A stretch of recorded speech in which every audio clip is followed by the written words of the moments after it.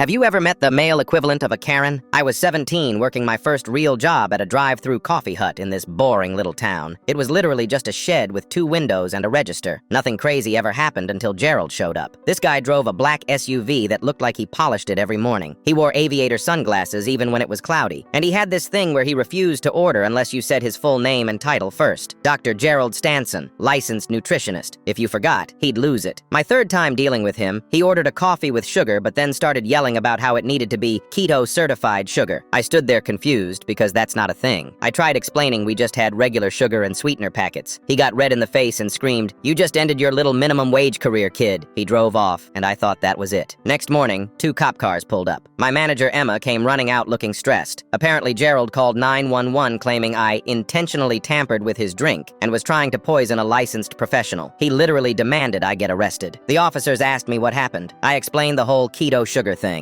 Emma pulled up our security footage on her phone and showed them. You could see the whole interaction. I handed him a normal coffee with 1 sugar packet. That's it. One officer sighed and said, "Yeah, we figured. This guy's been calling about random stuff all month." But then they noticed Gerald parked across the street in a grocery store lot, just sitting there, watching. The officers walked over to talk to him. I watched from the window. One cop leaned down to Gerald's driver's side, then suddenly stepped back and called his partner over. They had Gerald step out of the car. Turns out there was a half-empty bottle of vodka in his cup holder, and a bunch of pill bottles with someone else's name on them sitting in the passenger seat. The cops did a field sobriety test right there. Gerald failed. Bad. They arrested him on the spot for DUI and possession, but it got better. When they ran his name, they found out he wasn't actually a licensed nutritionist. He'd failed the certification exam twice and just started calling himself doctor. Anyway, that's illegal. Emma stood next to me watching the whole thing go down. She muttered, "Well, that's one way to handle a complaint." Gerald got taken away in handcuffs, still yelling about how we'd all regret this. The officers apologized for the hassle and left. 2 days later, the owner of the coffee hut stopped by and handed me an envelope. Inside was a $50 bonus and a handwritten note thanking me for staying calm and professional. He said most kids would have quit after something like that. Gerald never came back. I heard through town gossip he lost his license for 6 months and had to do community service.